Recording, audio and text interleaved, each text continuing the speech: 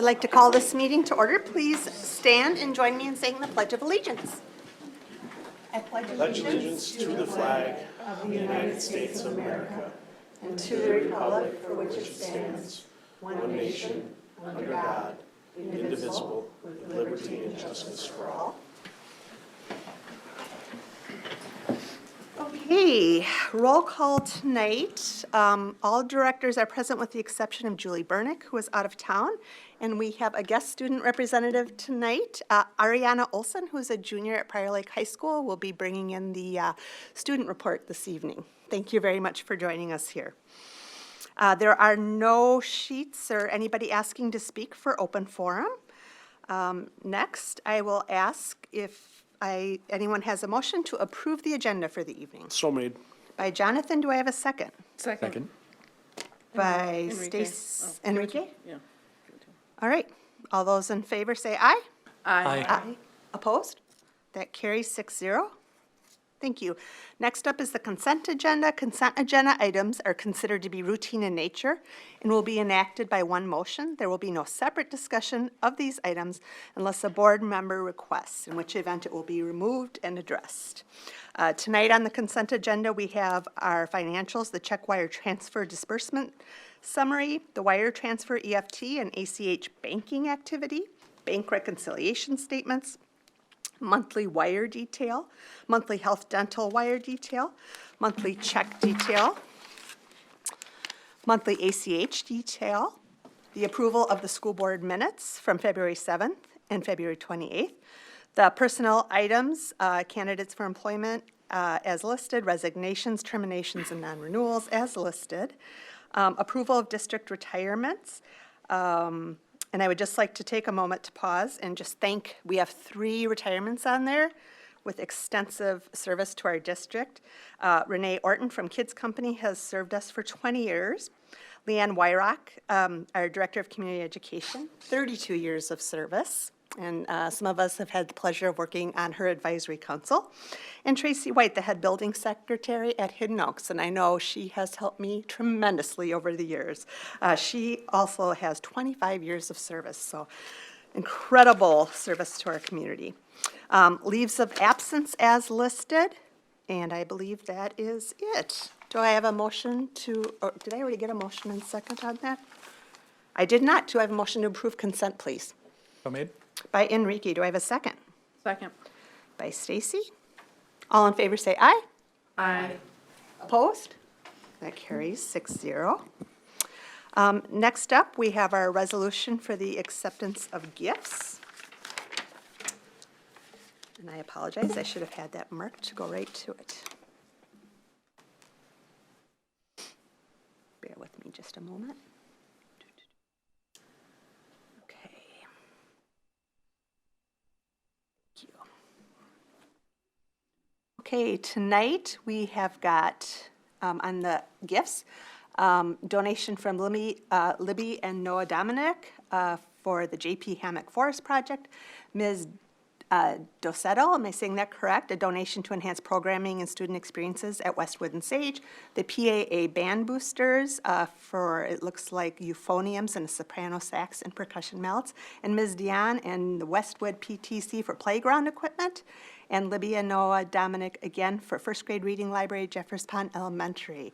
I'll take a motion in a second, and this is a roll call vote. Do I have a motion to approve the resolution of gifts? So made. Do I have a second? Second. By Mary and by Enrique. Roll call vote. Jonathan? Aye. Enrique? Aye.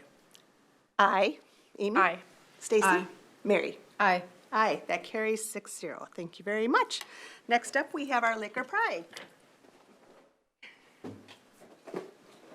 Thank you very much, Chair Nelson. Is this mic working? Okay, great. Thank you very much. It shows me red, and I wanted to be sure that those viewing could also hear, because we have a really special recognition and presentation this evening. Bridges Area Learning Center opened in 2009 as an option for students who needed a smaller environment in which to learn.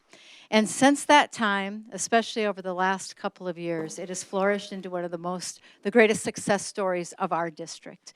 Over the last couple of years, thanks to our community and the passing of a referendum, Bridges opened a new space a couple years ago, and that learning space has also allowed us to change the pedagogy and the student experience within that building. Tonight we're going to hear from Dave Brown as well as from some students and teacher what it means to be a school that really personalizes learning through project-based learning. So with that, I'm going to hand it over to Dave Brown. Grateful you are all here this evening. We celebrate you and the amazing work that you do. Thank you, Dr. Stallo and board chair and directors. It is an absolutely wonderful privilege to be here tonight to brag and talk a little bit about the great work that we've done at Bridges. And I could go on and on about the service and the support that we've given our community since opening in 2009. But as usual, student voices are way better than mine. So with that, I'm going to be turning it over to 3 students to talk about their experience this year with some of the work that we've done at Bridges. We have our first student, Kirsten. Thank you, Kirsten. Come on up. Hi, my name is Kirsten Kalika, and I'm a senior at Bridges ALC. I've always had a passion for pursuing my free and public education in the United States. Coming from an Asian American family with parents who are immigrants to the United States, the importance of the pursuit of knowledge has always been instilled within me from a young age. I have high expectations, ambitions, and aspirations for myself, which translates to my work ethic and the efforts I put ahead in front of me in school. I've been so grateful to have an awesome, safe, and welcoming environment where I'm valued by my peers and staff. I'm greeted with a smile every day, and I feel valued within my community. What's most notable to me is the way things are handled around Bridges. We all share the same values of safety and equity within the school, and Bridges addresses the microaggressions and discrimination efficiently and effectively within the school. There are active plans that address these problems, and I'm provided a voice that matters, hence why I'm here today. I've worked on 2 PBLs, which stands for project-based learning, throughout this quarter. The first was an all-about-me type PBL. The concept of project-based learning was new to me. It allowed me to show who I am and reflect on what makes me important and what makes me the person I am today. I got to talk with different factors and features and feelings with my mental health issues and racism I have experienced and witnessed firsthand. I was given a platform to express my identity, experiences, and grievances that come with mental health issues and racism. My second PBL compares screenwriting to story writing, focusing on the 2 different structures of each. I have a passion for looking at different scripts and how characters interact through dialogue. Writing has been a hobby of mine, and this PBL allows me to pursue my education in alignment with those passions. Project-based learning is a lot more engaging than the usual standard way of schooling, as it works really well based on the steps it takes to move a large project into manageable steps. By focusing on the individual pieces of project development, I'm not overwhelmed by the big picture of an otherwise large project. Thank you, Kirsten. Now we have Ella. I'm sorry, my script's a lot shorter than that. My name is Ella Whiting. I'm a senior, also at Bridges, and I've only been here since semester 2, so I guess I have, well, Kirsten's also been there since semester 2, so I have a bit of varied experience. In my life, I've always had a lot of issues with schooling in general. I've been undiagnosed ADHD since I was a child. I blame my father for that one. I've also had, I guess the easiest way to say it is a rough home life. It's not exactly easy to do homework when you're busy trying to survive in your own home. And I think education is built on its environment. And that's something a lot of traditional schooling areas ignore. But Bridges really seems to prioritize that. I was not previously set up for success, as they would say. And at Bridges, the smaller environment, more close-knit classes, excellent teachers, it's a lot more flexible. It's really helped me focus and find an environment in which I can personally work. And of course, we're here to talk about PBL. So a portion of my day is mostly around PBL. To be honest, at first, it was really confusing. We've never done anything like that at the high school, middle school, elementary. I don't remember doing anything like this. It was weird. And I didn't understand what was going on. But It took me a while to figure it out, but one of the main great things about PBL is that deadlines are not certain. For people who have certain mental issues like me, it's difficult to get things in on time. And I think that PBL is very flexible with these certain things. Specifically, if I've missed one thing or another, I'm able to circle back and finish it later if I need to skip it for the time, which has been fantastic. Not to mention, our teachers are very helpful. It is obvious that they don't just treat this as a job. They want to actually help us.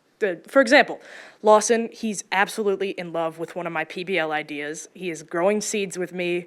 Brown wants me to fix his snake plant that he may or may not have hurt. And Nelson, of course, was so supportive with my scrapbooking thing first.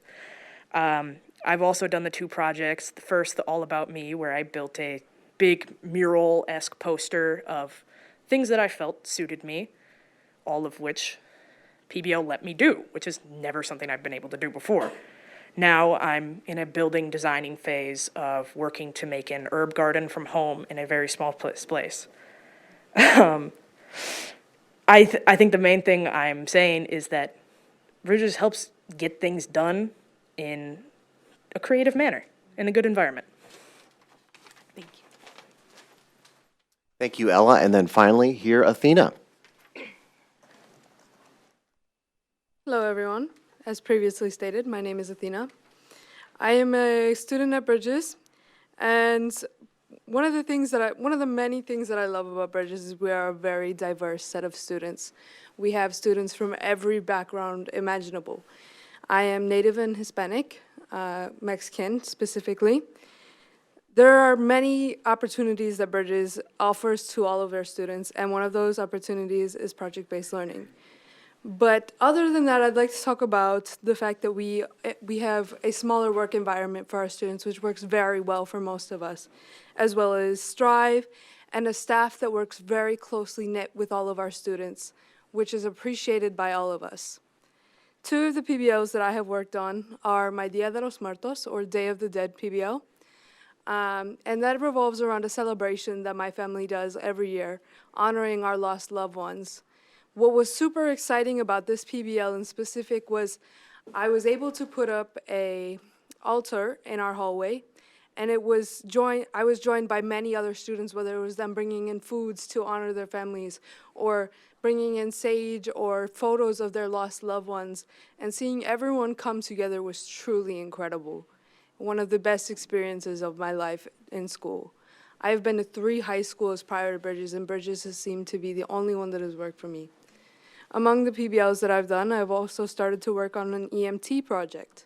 I plan to become an EMT after I graduate, and I'd like to get fast-tracked into the military because of this. I have always found a love for helping people. That's always been my thing. I've always wanted to be able to help people and be there for those people because, especially in EMT's role, their job is to make sure that that ride to the hospital is safe and feels just overall I suppose I'm at a loss of words. But the ride is supposed to be safe. That ride is supposed to be what gets you to the hospital, that makes you feel okay, that you survive through what you've been through, that you get the help that you need. And I want to be able to be that person for other people, and to be able to work on this in high school and start early is definitely something that I'm very, very happy to have. And I can't say enough good about Bridges. It's truly been an honor to be able to come to this school and just be there for other people and meet new people. And I remember the first day I found out I was going to Bridges, I was furious with my mother. I told my mother that I couldn't stand the thought of going to this school. It was where all the outcasts and the junkies and the kids that nobody wanted went. And I was ticked because there's this stigma around ALCs. And I was so angry with her. I didn't know what to say to her. I was just so upset that she would ever send me to this school. And I remember my first day, I came home and I went, Mom, you'll never believe the things that I saw today and the people that I met, the talent that I saw. It's so beautiful at this school. The people are so accepting and understanding, and the staff taught me things that I never thought that I would really learn or care about. And so I can't thank my staff enough for everything they've done for us. Thank you. And then one of our teachers wanted to wrap it up, Miss Alexis Serafeas. Hello, everybody. I'm Alexis Serafeas. I teach biology and communications at Bridges ALC, and I'll apologize ahead of time. I don't think I'm going to be as eloquent as our students were today, which, all things considered, is probably the way I'd prefer it if I had to choose. I wanted to briefly talk to you about what a teacher's role is in these very student-driven projects.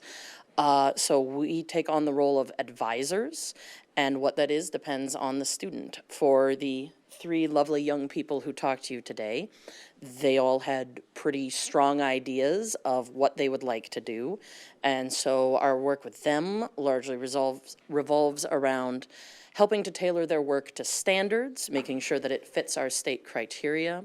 For example, Ella's project, the Small Spaces, Green Places project, is revolving around homeostasis and cellular respiration in plants to get her a biology credit, even though Lawson has kind of taken over because he's very excited about growing seeds, but that's okay.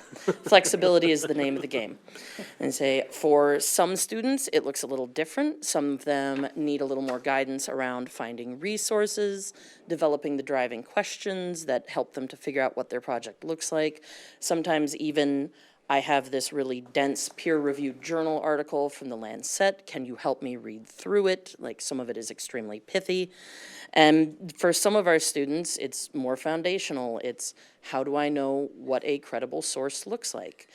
I have 30 articles that are about the topic I need. How do I skim through and determine which ones are worth really reading in full and taking notes on?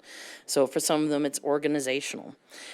The best thing about PBL is it allows students to self-pace. It allows them flexibility to work with teachers in their area of expertise, and it allows teachers to meet students wherever they are. Anybody can do PBL. And I would just like to highlight a handful of PBLs that we have seen. We had a student make a yoga brochure. She came up with her own yoga routine and talked about the values of each position and when you would do this and why. And she talked about, you know, eyes soft into the distance. It was very lovely. We had a student figure out, I love RC cars. If my RC car was full-sized, would it be faster than a normal car? We talked about how to convert measurements. It's like, well, are you measuring by car lengths produced? Are you measuring by absolute distance? And that ended up being his math product, which was lovely. His car would be very, very fast if it was a real car, we found out. We had a student who had recently gone through a breakup, did a biology project with me called What is Heartache? And we looked at some of the chemicals in the brain and neurochemistry, what causes you to feel sadness, what is grief, how do we recognize it in the memory. And we had a student who told me that he was going to separate hydrogen from water, and I kind of said, oh, okay, do you need any help? And he said, no. I'm like, okay, what can I do for you? He's like, I just need my standards. And then 6 weeks later, he showed me the video footage of an electrolysis array that he had set up in his backyard that did indeed separate hydrogen from water, put it into little foamy bubbles, which in the video he lit very carefully on fire to show that it was indeed hydrogen and not oxygen. So sometimes it requires more from us than others. But that is the power of PBL, and that is the power of Bridges ALC. Dr. Stallo, Chairman, board members, thank you so much for your time tonight. Thank you very much. And maybe I'll just say a quick word. So what you experienced here is just a snapshot of the privilege that I have to lead a school that you all and our community supported and has continued to support, which we are so absolutely grateful. So if you want to see any of these projects in action, I would love to have you over, see what we're doing. That stands true for the community as well. Seeing what we do firsthand is always the best way to experience the goodness of these fine students.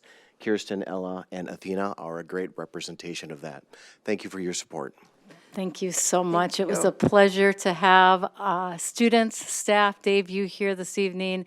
When we can combine academic standards with passion, support, self-pace, and choice in how we demonstrate learning, we can see the spark in the students' eyes as they share that, and the staff. So thank you so much. I've got some certificates for you. And as she does that, I would just like to add, if you will indulge me, first of all, I want to thank Athena, Kristen, and Ella for your brave shares. Not only did you share the curriculum experience, but you shared some very vulnerable topics and personal stories.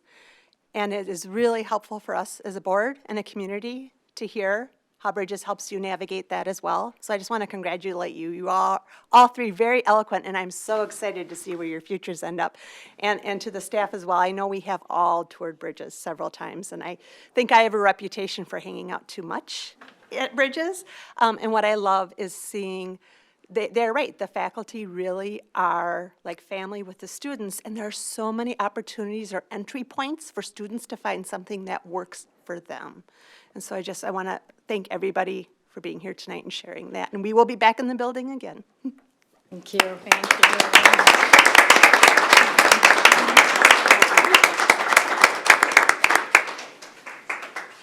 We're going to sneak one more Laker Pride in here, and I apologize. I think Dr. Stalo saw my certificate standing right next to me.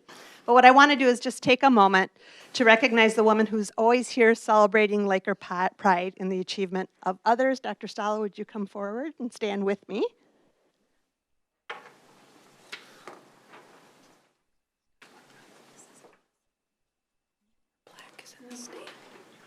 I'd hid that certificate better.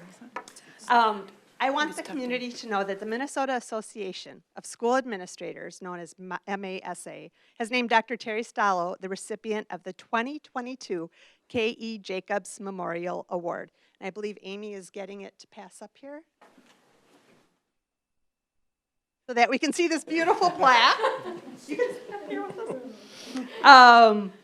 The award recognizes excellent leadership and involvement in MASA and other educational organizations by an administrator who is a woman.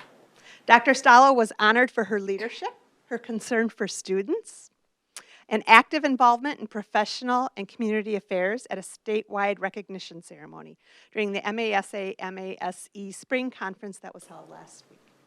The Memorial Award was established in 1983 in honor of K.E. Jacobs, an outstanding young administrator of many achievements who died in a car accident in 1979. At the time of her death, Ms. Jacobs was the assistant superintendent for the Matamidi schools and had just been nominated through a national screening process for membership in the 38th Annual Superintendent's Work Conference at Teachers College, Columbia University. This was a distinct honor because only 45 outstanding chief school officers from school systems throughout the United States had been invited to participate. This memorial award recognizes women administrators who have demonstrated the attributes of leadership and involvement early in their careers, as Kay Jacobs did. A tireless advocate for public education, Dr. Stalo has given so much to our district and our community. She is truly committed to help every student succeed. She serves at every level, from occasionally serving lunch to advocating at the state level for the needs of our district and public education as a whole.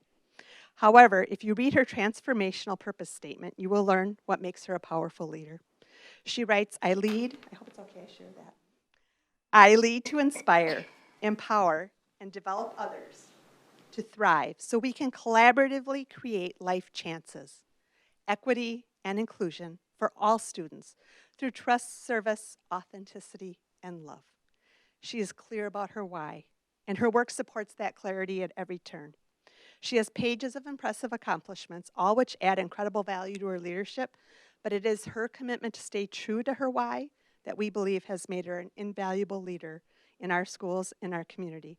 Dr. Stalo's leadership is a testament to the power of strong, committed female leaders in public education and a true tribute, we believe, to the legacy established by K.E. Jacobs. Congratulations. So proud of you.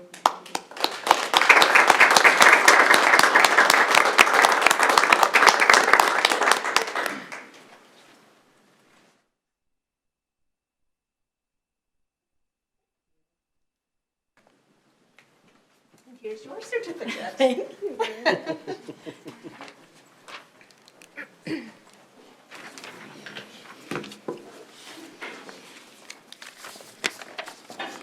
All right.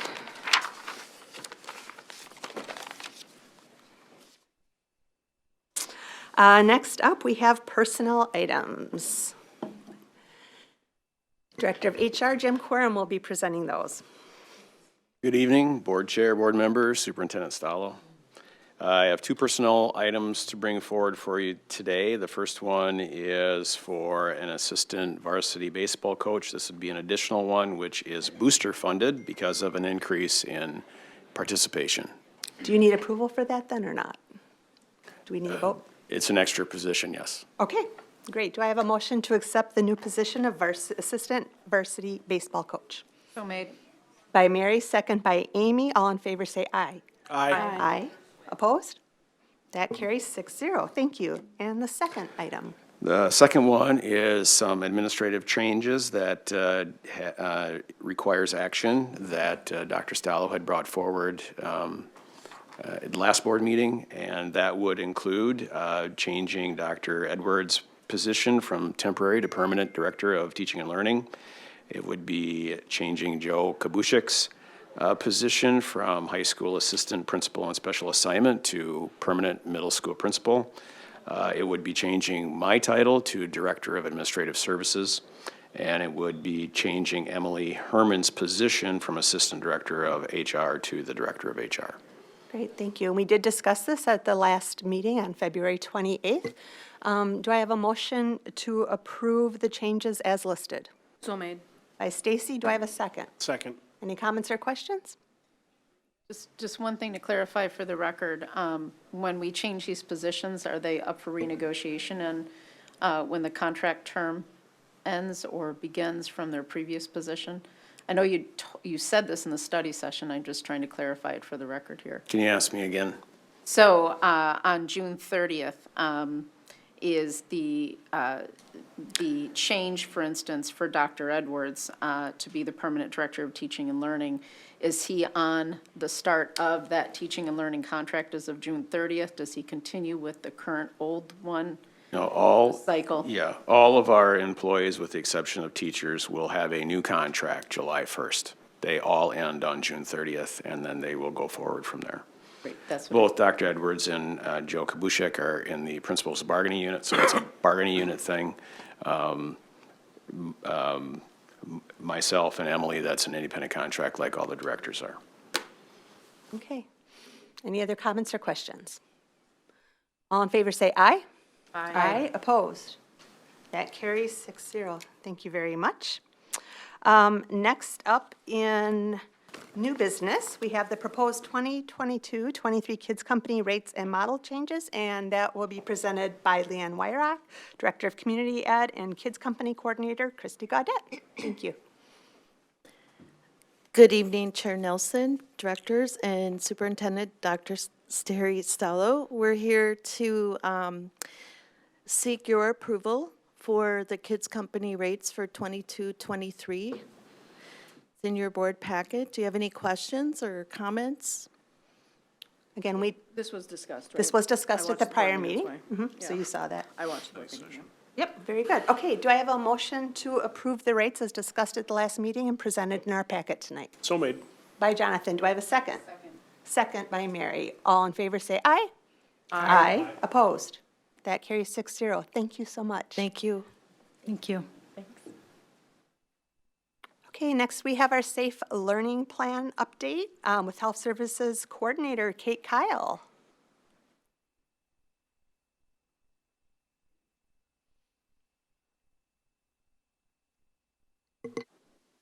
Well, good evening, everyone. Good evening. Good evening, Kate. The outcomes today are to examine our local COVID-19 data, review our staffing, and review and adjust our safe learning plan. I don't often come up here with good news, but tonight I do. As you can see, our Scott County COVID case rates have dropped pretty dramatically. Our preliminary numbers for the week ending March 5th are only at 12.1, which is lower than we've seen since the summer. So very refreshing, really awesome news. And our rates at Prior Lake Savage area schools have followed suit.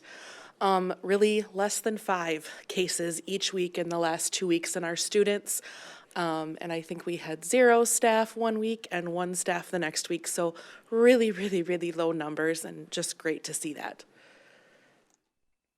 And if you want to just look at a snapshot, so the beginning of the year, you can see the Scott County case rates, student case rates, and staff rates kind of going through September to current.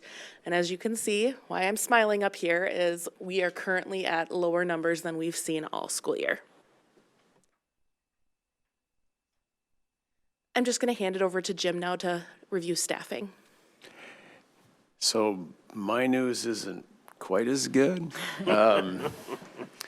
Although it isn't as bad as the graph may look. If you look at our open positions, it looks like we've had a sharp increase. However, we had some additional positions open. You had approved some building sub positions, some of that, as well as anytime a regular employee would go out on a long-term leave, which we have quite a few in the spring that are going out on medical leaves, so that creates another open position. So I would call that flat. It's still a lot, and it still puts us in a very sensitive position related to the number of open positions we have, but it isn't as bad as that graph would make it appear. Staff absences, again, I would say remain flat.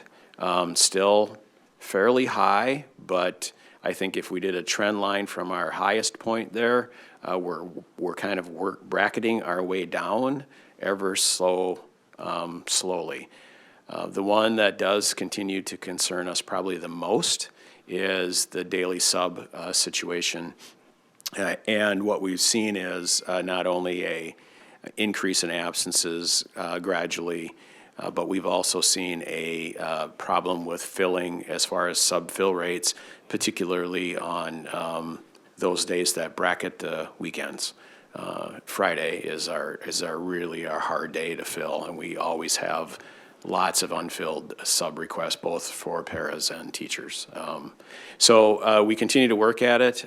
You'll hear from us at the next board meeting on some of our priority work, and you'll see some of the efforts that my staff has done, as well as help from Christy and her folks as far as trying to get the word out and recruit. We still are in a really tight spot with, if you add up the number of open positions, the daily absences, and the inability to fill subs. Every Friday morning, I kind of cringe and go, are we going to be able to cover or not? And so we'll continue to work at that as we go through the spring. But, staff also have personal days and vacation days, and they're trying to fit them in, and we get that. They've been working hard for 2 years, so we're trying to balance all that. So, a lot for one slide. Since we know that COVID right now is not impacting our staffing, we are going to review some things in our safe learning plan. Since the beginning of the year, we have not allowed parents and families to be coming into our building to volunteer in classrooms. We had only allowed those essential volunteer roles to come into the building, so we will be changing that and allowing families to come back into our classrooms. And we would like to offer lunch, but at this point cannot offer that, but we'll continue to be reviewing that and hopefully be able to offer that soon. And then also, teaching staff had been creating very detailed preparedness plans since the beginning of the year, going through traffic flow and ticketing and how they would make sure COVID wouldn't impact their events. And we're no longer going to have our teaching staff complete those plans anymore. They will just go through their supervisor for approval, or the site administrator, which is typically the principal. And then we'll just follow our, usual illness guidelines. If someone isn't feeling well, we'll ask them to stay home and not attend the event. Additionally, our custodians have been doing an enhanced cleaning plan since 2020. And at this point, we also would like to take a step back from that. We will do enhanced cleaning and sanitizing as needed. So if there's an illness outbreak or a classroom is experiencing significant illness, they will do an enhanced cleaning of that area, but it will not be building wide. But they will still be doing daily cleaning in some of those high contact areas such as bathrooms, lunchrooms, and health offices. Any questions, concerns? Any questions from the table? Amy? Jim, what is our sub-fill rate running at? Or what's it been the last couple weeks? It's actually, it's been working its way up most days of the week. We were down there in December, January, we're in the 30% sometimes because of the number of staff out. We'll typically run now probably in the 50s to 70s on most days of the week. So it's gradually, slowly, hopefully getting better as people feel more comfortable coming back. And we've heard from some subs that I'll come back when masks are off, and I think a few of them did, as well as you increase the pay, and that we saw a little tick up too. So even if we gain 2, 4, 5 in a day, that makes a huge difference for us and for in the buildings. So. Any other comments or questions? Mary? Jim, do we see the biggest issue with subs in any one area, middle school, high school, or elementary, or is it spread evenly across? Yeah, it just depends upon the day. And one day it could be the high school on one day, and it might be Five Hawks or Glendale, or another day where all of a sudden you'll have 4 or 5 unfilleds in a relatively small building and have 9 people gone. So it doesn't seem to make a difference. It's somewhat indiscriminate as to what day of the week it's the building's turn where they're out. I know this is going to sound like an oxymoron, but do we have like permanent subs where they, and excuse the term, permanent substitutes, where they actually, where we have them and they only come in and they're here no matter what? Yes. Okay, and how many are they? If we can fill them all, you've approved enough to have 1 in every building in the elementary. We used to have it shared between 2 or 3 buildings, but what you approved so far this year, if we can fill them, and we haven't been able to yet, Okay. with licensed people, we would have 1 in each building in the elementary. And then we have that model at the high school where we have classroom monitors, if you remember. So 2 classroom monitors can take 4 to 6 classes. So that's very helpful as well, so. Should we revisit that fairly soon to see if we can't not only increase the rate, but also increase the ones that are only, let's say, coming to our district on a regular basis, so we have some more stability? We're doing everything we can. We are, with Teachers on Call, we do surveys to find out why people would come here, what brings them back. We work on those things. They continue to work on recruiting as much as possible. We aren't that far off of any other school right now. There's only a certain sub pool out there of folks, and it's about building it within with people that have 4 degrees who are willing to sub on a regular basis. And we know the one of the things that I talk about with Fridays is, or any other day of the week, is that if you have people call in, we have looked at it from 0 to 12 hours, 12 to 24 hours, over 24 hours. And that 24-hour mark is kind of it, right? There's only going to be so many subs. They're going to take jobs days ahead of time. And if we have the call-ins where people really are legitimately sick and 3 o'clock in the morning they wake up, oftentimes those are the ones that we can't fill. So, I mean, it's just, we've looked at it every way we can. We're trying to increase the pool. We're working with Teachers on Call to do that. And how do we entice our regular folks to maybe take 1 more day a month, 2 more days a month, right? What would do that? Because that would make a big difference. And they are. So, Thank you. yep. I just want to thank, and hopefully this is the last time we see Kate for one of these Safe Learning Plan updates. I just want to thank you. If you all recall, Kate joined the district right at about the time that the pandemic hit. Where were we right about that time, right? November of 2020. Yeah. So we have been grateful for her leadership, especially this year, as we didn't have an official district COVID coordinator. Kate really picked up that role that Joe filled last year, and I just want to thank you. You have been steady, calm, wise, strategic, collaborative, and I want to thank you for your amazing leadership through this. And I hope you come back for other things, but I hope this is it in terms of a Safe Learning Plan update. You've done a great job. Thank you.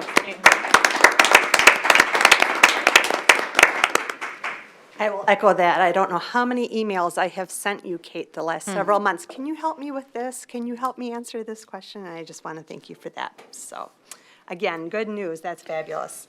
All right, moving on in our agenda now. On new business, we are at the approval of a superintendent search firm. And I'd just like to give a little bit of background for anyone who might be listening. 2 weeks ago, we were at this table formally accepting the resignation of Dr. Stallo. And at that meeting, we had some discussion about what our options were moving forward. We could appoint an interim candidate until we were ready to do a search. We could search for an interim candidate until we were ready, or we could go for a full-on search. At that meeting, after discussion, the board gave clear direction that we were going to attempt to go for a full search and look for a qualified candidate to come in and lead the district. At the end of the meeting, we were given direction that Amy, Stacy, and myself would do the best we could to see which search firms were available that had the capacity to possibly assist, knowing that we might have an expedited search process. We're a little behind in the search cycle for superintendents. And that we would bring forward this evening at a special meeting proposals, a summary sheet, and a recommendation on a search firm to hire. Our discussion was very good that we had, and we had solicited 6 proposals. 5 were able to submit in time, one just today still, so the search firms are very busy right now. The proposals received were from BWP, McPherson and Jacobson, MSBA, Ray and Associates, and School Exec Connect. We went through several factors. Amy created a great summary sheet for us with a rubric, looking at things like if their search was more Minnesota-based or more in a national scope, their base cost and additional costs, how those might add up. What their availability would be to put together a really, a nice, concise timeline, but at the same time have great stakeholder involvement, both in focus groups, surveys, and to be able to get our community voice heard, to create a transparent process. So it's very clear that the board is not out handpicking a superintendent, but rather they're bringing forward the most qualified candidates based on the needs we establish as a board and as a community. We watched several videos of school superintendent search firms presenting to boards over the years to try and get a sense of the personalities, how they answered the questions, and then we called several references for each firm, going beyond just the ones they listed, but also looking up districts that they had served and calling some of those board members as well. Let's see, we were curious, we want to make sure they were capable of doing stakeholder engagement. We looked at their ability to keep diversity and inclusion in mind as they were searching, and if they had a guarantee for their services, and most firms did. If your superintendent is not with you after 2 years, for whatever reason, for most of them, after 2 years, the firms would come back, repeat the search for you with just the charge of expenses and advertising, so that we do have some protection there. And search team, what am I missing on key points we looked at to bring forward? Anything else? References. Yeah, we called references. All of them were great. And I'll be honest, I think that we found working through all of these as quickly as we could. I feel like all of them presented great proposals.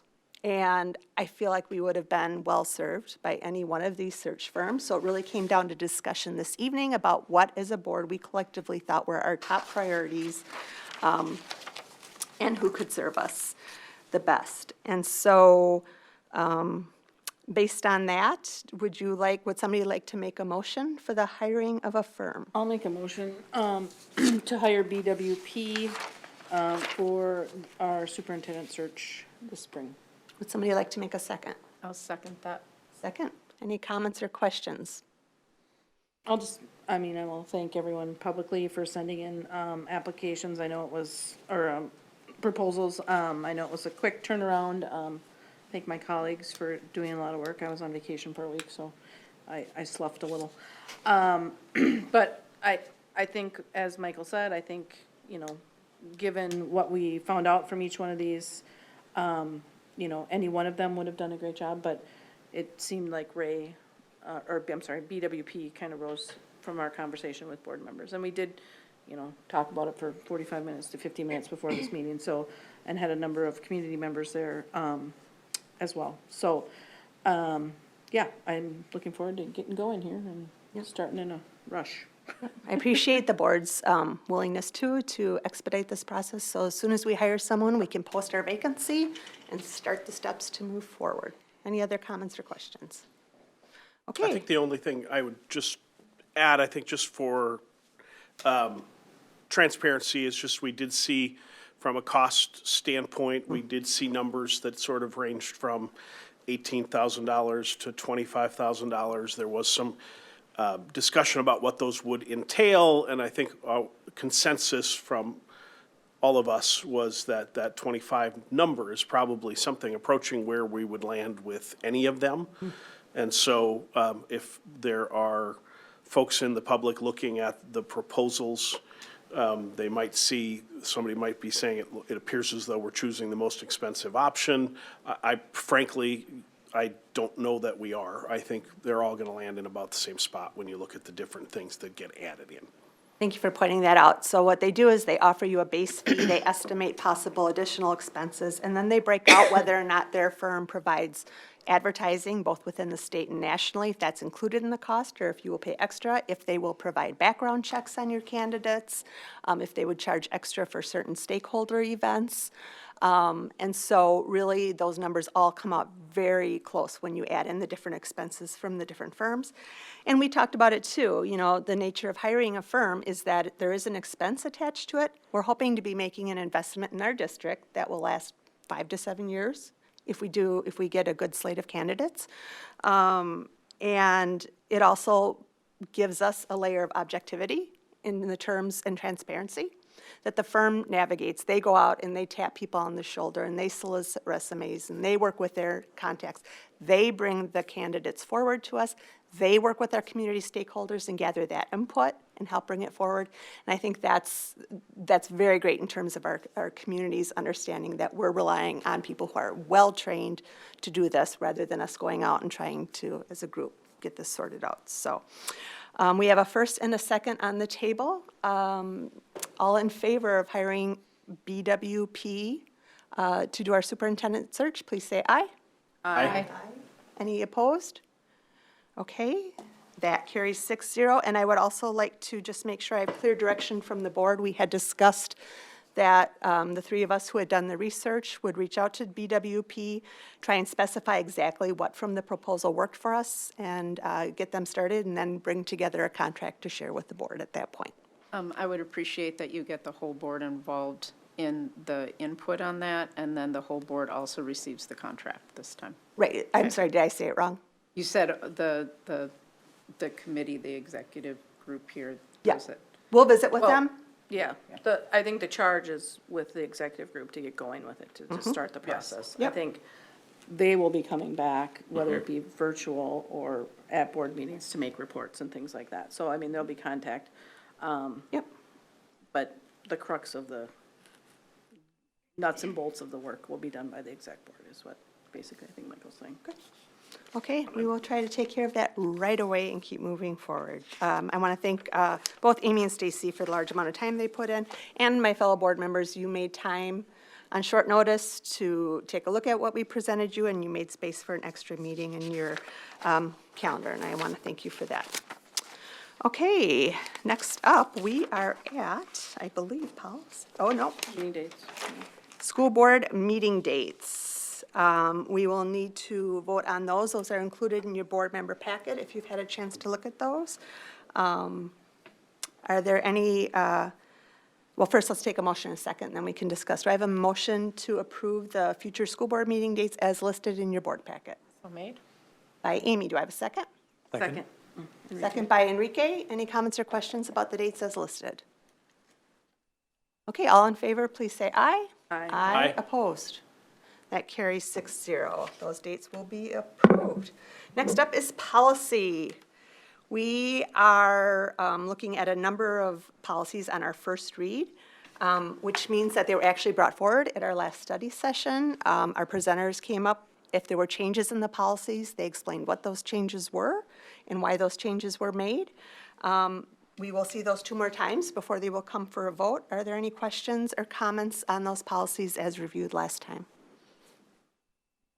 Which ones were reviewed last time? Could you be more specific? So that would be policy 407, 412, 504, 506.3, 521, 611, 612, 621.2, 622, 805, 807, and 903. And those are on the second or third read? They're on the first They're on the First first read, read. okay. Yep, we discussed, they were introduced and Right, then it okay, goes to first okay. read. The only question that I had when I reread this, the expense reimbursement is, I know we talked about this when it was approved some time ago, and that's just making sure that the rates in there, that we have some sort of contingency to make sure that it's keeps up with the IRS reimbursement rates for the state. Checking 412. Yeah, 412. Because hard coding the amounts in there can sometimes get you in trouble or cause us to revisit it anyways. Are you talking mileage? Yeah, mileage, daily expenditures, et cetera, just making sure that it keeps, that we put something in there to kind of as an out, so we don't have to go back and revisit it if the numbers change, particularly with inflation or IRS standards change for reimbursement for daily rates, et cetera, just putting that in there. I guess Julie's not here to ask about that, if it would be typical to just put that it would be contingent on following that, or if you revisit the policy. Do you know from past experience, Mary and Stacy, how you did that? I don't, I mean, this doesn't show any change. I think this is what the policy has been. Okay. I think if there's a question for it, I would send an email to Julie. Yep. Why don't you do that and copy me, and then she'll let us know if there's going to be an adjustment. She'll be back later this week, so. Great. Thank you for that direction. Okay, there are no second readings tonight, and then we do have 2 policies up for approval this evening, Policy 721 and Policy 213. These have been reviewed several times now. I would take a motion to approve both policies. I'll make a motion to approve policy 721 and 213 as listed. Very good. Do I have a second? Second. A second by Amy, a first by Stacy. All in favor say aye. Aye. Aye. Opposed? That carries 6-0. Okay, administrative reports. Thank Dr. you. Stallo. At Prior Lake Savage Area Schools, our mission is to educate all learners to reach their full potential as contributing and productive members of our ever-changing global community. And tonight, I'd like to highlight a couple of things in which we've been engaged to make that mission come to life. First of all, our district has once again earned the Certificate of Financial Reporting Award from the Association of School Business Officials International. Our district has been an award recipient for the past 13 years. According to ASBO, Prior Lake Savage Area Schools earned the certificate after providing a high-quality, comprehensive annual financial report for the fiscal year end 2021. The award represents a significant achievement and reflects our commitment to transparency and high-quality financial reporting. Attainment of the certificate signifies that the district has met the level of excellence required by ASBO and is a testament to the integrity and technical competence of the Prior Lake Savage Area Schools business staff. Congratulations to Julie Sink and all staff in the Business Services Department. Last Thursday, elementary principals and kindergarten teachers held a Connect to Kindergarten event for families and for each school. This year's event was extra special because we were able to be in person, where kindergartners and their parents could tour our kindergarten classrooms, talk with teachers and principals, and also enroll their schools if they had not yet completed the registration. The next event for kindergarten will be an open house on May 16th. So again, if you haven't registered yet, we'd sure appreciate that as we are planning staffing. Wednesday, we'll kick off our annual stakeholder survey to gather feedback from our staff, students, and families. This is a critical part of our district system of continuous improvement. Offers us an opportunity to review the responses, to celebrate those things that we are doing well, and to improve those things that are in need of improvement. On Thursday, we will continue our monthly Community Coffee and Conversations event, which is an opportunity to discuss race and equity in our community activities. This month, the Prior Lake Rotary is sponsoring the event, which will be held or led by our very own Director of Equity, Sam Oak. The focus this month will be on diversity and inclusion in service organizations and projects. We'll explore how nonprofits can create stronger engagement, more diverse representation, and enhance their environment and culture. So any of our folks in organizations throughout the community, we'd certainly welcome you to that event. And then lastly, this time of the year is where we have had a lot of amazing activity with both our arts programs. We had a concert a couple weeks ago, the Masterworks Conference. The Peacemakers was absolutely brilliant. Tonight, I know we have a band concert. I think Thursday night we might have another one. Also want to just highlight a couple of our sports teams that made it to the Minnesota State High School League state tournament. Thank our athletes, our staff, coaches, parents, and community and students for supporting them. Our boys hockey team, as you know, was in the state tournament. They ended up in 4th place, competing against the other top-ranked schools in the state. This is the first time ever that that Prior Lake the boys have made it to the state level. So just want to thank everyone, especially Jeff Marshall and Beth Fuller. The turnaround on the tickets when you're playing consecutive days is pretty intense, and I know it was a crazy process, so I want to thank them. Our pep band was outstanding. Our students were very, very well represented. As a matter of fact, I was sent today a tweet from one of the staffers at the Minnesota State High School League that said, people at the Excel Energy Center were very impressed by the student section from Prior Lake last night.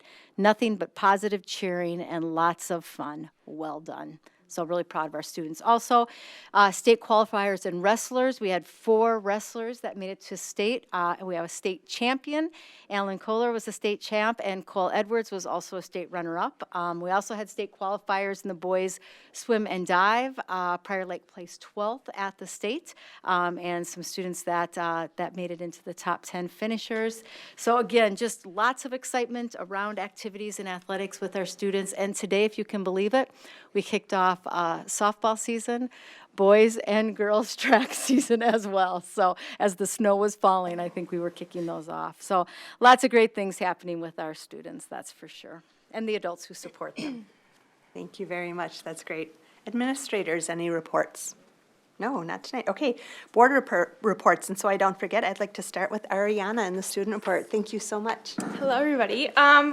There are a lot of exciting things happening at the high school right now as well. Currently, we are working hard to prepare for originally it was a winter dance, but now it's a spring dance, and we decided to go with an informal dance this year, and it will be happening on Friday, March 25th from 8 to 11 p.m. It's a Jersey themed dance, so we kind of wanted to go with like a March Madness kind of theme, so we are naming it March Mad Dance, so it kind of goes along with that theme. And then we are honoring our royalty during coronation and putting on a school-wide dodgeball tournament and a pancake breakfast for our student body. We are also having some fun spirit days for the students to show their Laker spirit throughout the week, so that should be really fun to see the different outfits that people come together with. And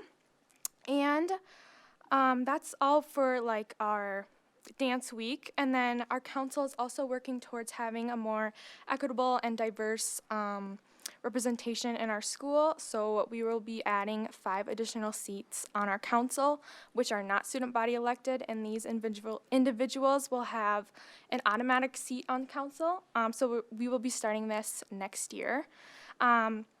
These individuals are students in BSU, ASA, MSA, NASC, and the Queer Teen Alliance. And by appointing these 5 members, we believe it will create more diversity in council and welcome more opportunity and new faces as well.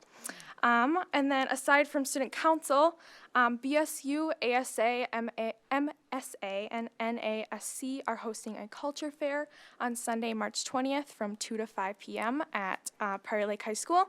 And this will include performances, music, dancing, food, and showcase many different cultures around the school. And then for more information, you can visit at Prior Lake High School ASA on Instagram. So, yes. Is that open to the public then, Yes. too? Fabulous, thank you. Okay, other board reports. Jonathan, anything? Nothing to note. Enrique? Amy? I will do a quick update on public engagement and legislative committee that Thursday, March 17th is MSBA's virtual day at the Capitol. It is virtual. It's from 1 to 2:30, and it looks like Speaker of the House Melissa Hortman and Senate Assistant Majority Leader Zach Duckworth will both be there discussing education-related issues as well as answering any questions people have. Also attending will be Terry Yetter, who is the Director of the School Finance Division at the Minnesota Department of Education. So that's more of an FYI, and I'm sure that we'll get recaps of all that as well. And there will be additional legislative action days coming up from some of our other organizations as well. So hopefully all of us can get to one or another and advocate for some of our district's needs. Stacy? Nothing for me. Mary? Just want to give an update. We had our second to last, I believe, district curriculum meeting in which we talked about the upcoming, in the first draft of the state standards, how we're doing with our math instructional improvement process and overall program review and how we're measuring, and also discuss the gifted and talented program. Great, thank you very much. All right. Have we gotten through all of our reports? And now, if there's nothing else, finally, future events. Events listed here are March 16th, we have an early release, grades E through 12. March 17th is parent-teacher conferences for grades 6 through 8, as is March 22nd for grades 6 through 8. And March 28th is our next board study session here at the DSC at 6:00 p.m. And again, a reminder about our upcoming coffee and conversations this Thursday evening. With that, I would entertain a motion to adjourn. So made. By Stacy, second. Second. Second by Mary. All in favor, say aye. Aye. Opposed? That carries 6-0. Thank you, everybody. Great job. Thank you. It was nice to have you here.